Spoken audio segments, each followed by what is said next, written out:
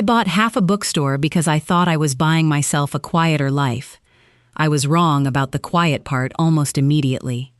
The first time I walked into Harbor and Pine Books as an owner, Jack Mercer was standing behind the counter with a pencil tucked behind one ear and an expression that suggested he'd already decided I was trouble. I introduced myself. He looked at the folder in my hand. "So you're Evelyn Harper." "Evie." He nodded once. "Jack Mercer." "I know." That seemed to amuse him. I had bought 50% of the store from an investor who wanted out.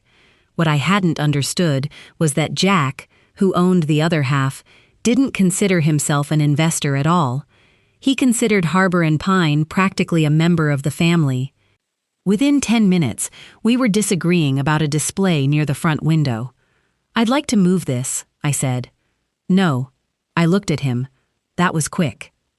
"You own half the store." Jack folded his arms. "You don't own half of me." That was unfortunate, because until he said it, I hadn't been thinking about the other half of him. Now I was. Jack was 63, 3 years older than me, with silver gray hair, broad shoulders, and the kind of hands that looked more accustomed to repairing shelves than turning pages. He'd been a high school English teacher before inheriting the store from his older brother.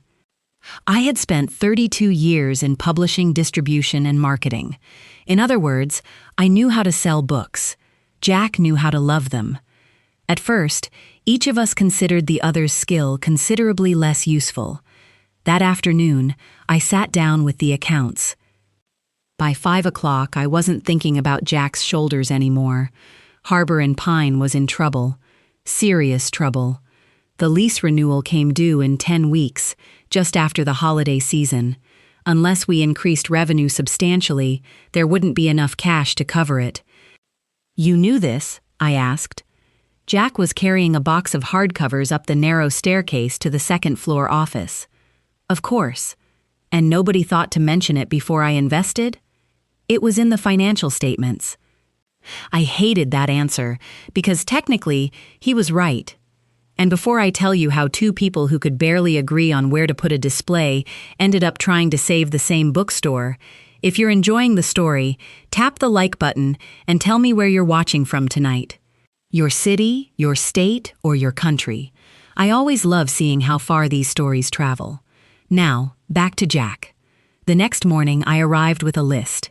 Online ordering, local author events, gift bundles, evening programs. A small coffee counter. Jack stopped me there. "No coffee." "Why?" My brother used to say he didn't spend 20 years building a bookstore just so somebody could turn it into a place selling candles and coffee with books in the corner. I put down my pen. "Your brother isn't paying the lease." Jack's expression hardened. Neither of us spoke for several seconds. That was the first time I realized there was something underneath his stubbornness. I just didn't know what yet. We compromised on one idea. I called it blind date with a book. Jack called it nonsense. We wrapped books in brown paper, wrote short clues on the front, and invited customers to choose without seeing the title. "If this fails," Jack said, "I'm putting the front display back exactly where it was." "And when it succeeds?" "It won't. It's sold out." By 7:30 Saturday night, we had people standing outside waiting to get in. Jack found me near the register trying to answer a customer, restock wrapped books, and direct a teenager toward the mystery section at the same time. Later, after everyone left, he said, "You make chaos look organized." I glanced at him. That almost sounded like a compliment. Don't get used to it. But he was smiling. The attraction wasn't immediate. Not really. What changed things was watching him with people.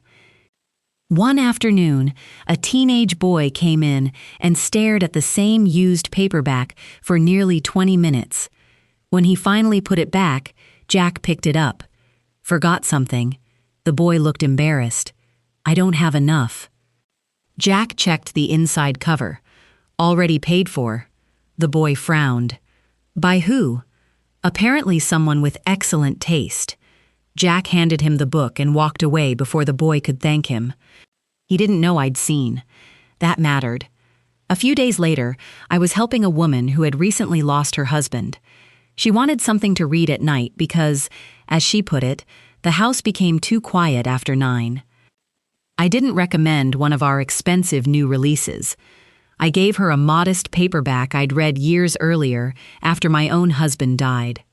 Jack watched from the counter. When she left, he said, "So you do actually like books?" I stared at him. "I worked in publishing for 32 years. That isn't the same thing. I'm beginning to understand why you're single." He laughed. It was the first time I heard him really laugh. Unfortunately, I liked the sound. Then, a pipe burst in the rear inventory room. Not dramatically, no flood sweeping us away, just enough water to destroy several boxes of stock and turn a bad financial situation into a worse one. The insurance deductible was painfully high. That night, Jack and I stayed late sorting what could be saved. Nobody forced us. Either of us could have gone home. Neither did.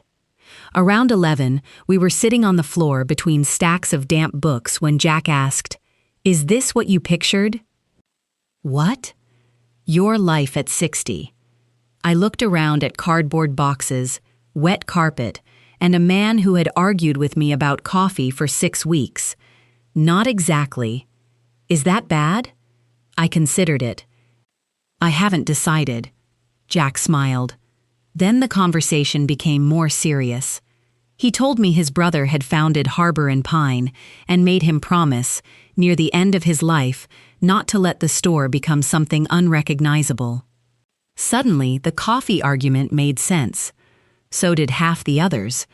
I told Jack about my husband, how he died suddenly, how one morning I'd had someone to discuss dinner with, and by nightfall, I was making every decision alone. Afterward, I became very good at managing things. Work, money, my house, my daughter worrying about me. If I controlled enough pieces, life seemed less capable of surprising me. Jack listened. He didn't tell me I was brave.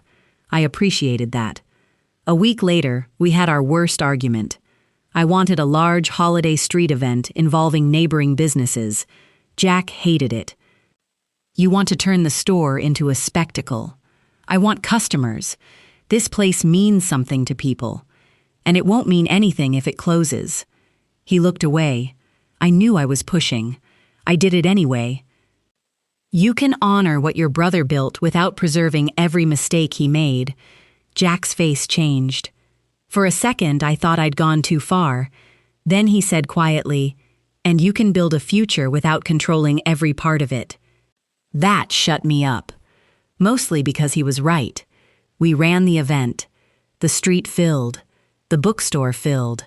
For one Saturday, Harbor and Pine looked exactly like the business I had imagined when I invested. Jack handled the regulars. I handled promotions. He solved problems I didn't see.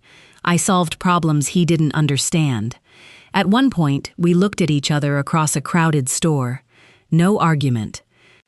No explanation. We were simply working together. And standing there, watching Jack across that crowded bookstore, I remember thinking how strange life can be. I hadn't gone looking for him. I hadn't even gone looking for love.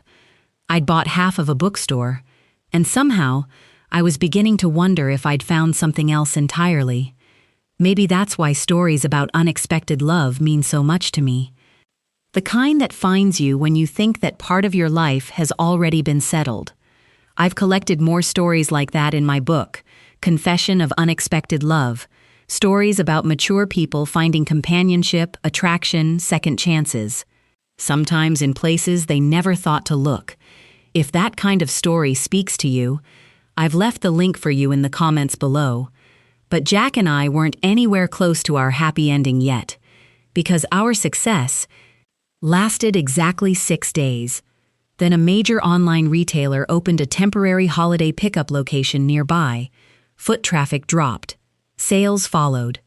A week later, I found paperwork on Jack's desk from a regional bookstore chain.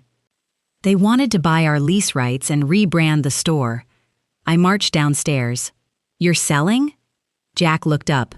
"I haven't agreed to anything." "You're considering it?" "Yes." The word hit harder than it should have. "You don't get to make that decision alone." "I know. Then why am I finding out from paperwork?" Jack's jaw tightened. "Because you've already put enough money into this place." There it was. He was protecting me. I hated it.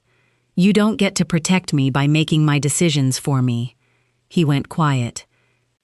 I continued. "I knew businesses fail when I invested. I'm 60 years old, Jack. I don't need you deciding what risks I'm allowed to take." He didn't argue. That surprised me. After a moment, he said, "You're right." I had prepared several more excellent points. They became unnecessary. Later that evening, after we'd both cooled down, Jack found me upstairs. "I keep forgetting you're not asking me to save you." "That's because I'm not." He nodded. "I know." I looked at him. Something had been building between us for weeks. Respect, irritation, attraction, trust. Probably in that order. So I walked across the room and kissed him. Jack didn't move at first.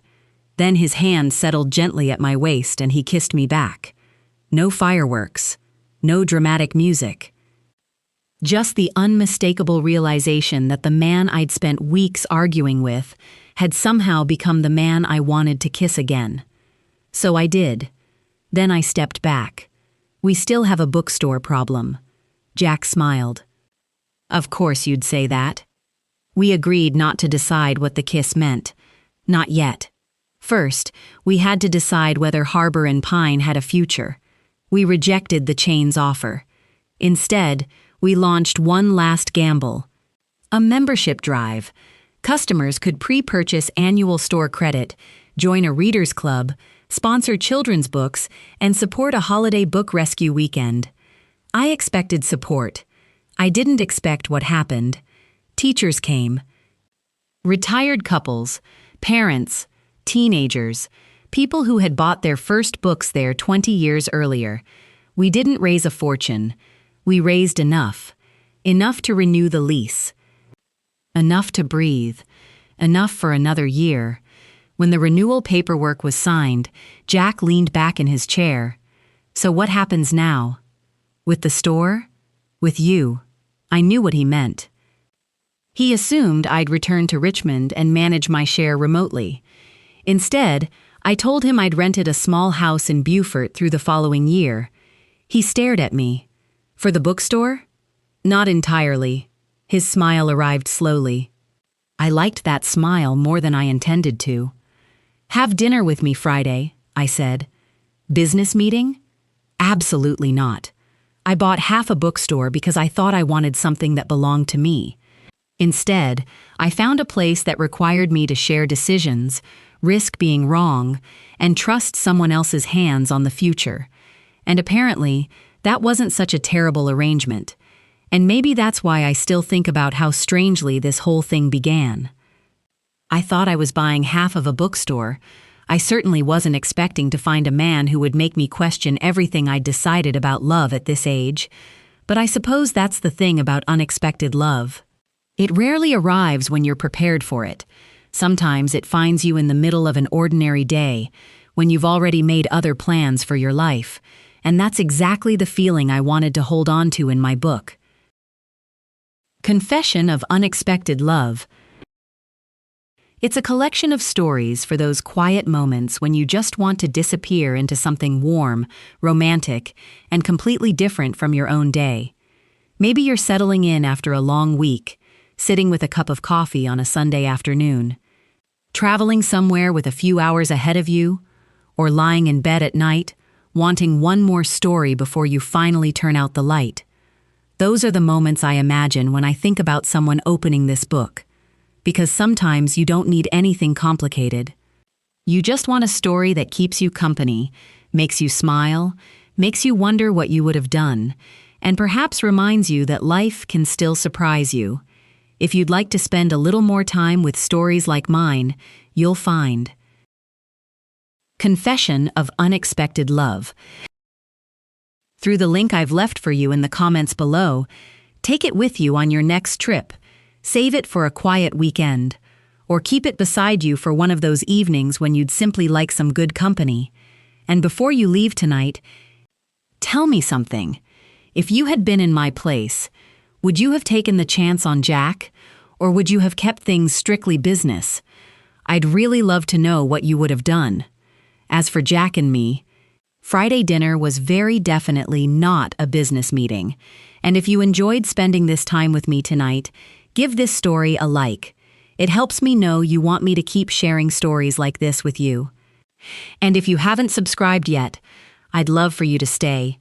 Subscribe and turn on your notifications, so the next time I have another unexpected love story to tell, you'll know exactly when it's waiting for you. And if someone came to mind while you were listening tonight, someone who might enjoy sitting down with a story like this, share it with them. Maybe it'll give the two of you something to talk about. Until next time, take good care of yourself, and don't be too certain that all of life's surprises are behind you. Sometimes, the most unexpected ones are still waiting.